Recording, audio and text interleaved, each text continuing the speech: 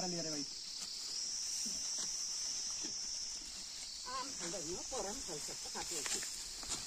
होइन सबै काट्ने होइन नि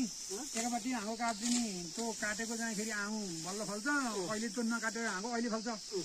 त्यसरी सबै एकैचोटि मुड हाल्ने होइन नि त्यसरी खाली पनि हुँदैन धेरै पनि हुँदैन हो त नि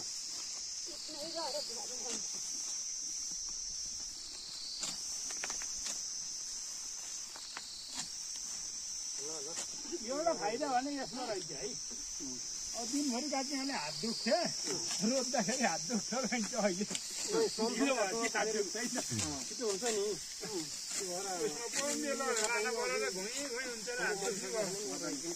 अहिले त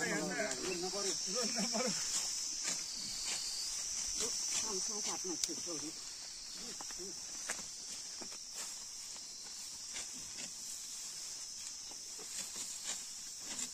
अब त एकन्द्र तान्द्रा खाले हुने हो त के छ किलो यहाँ त जोडा गाँस काटेपछि त खाल्न पाइएछ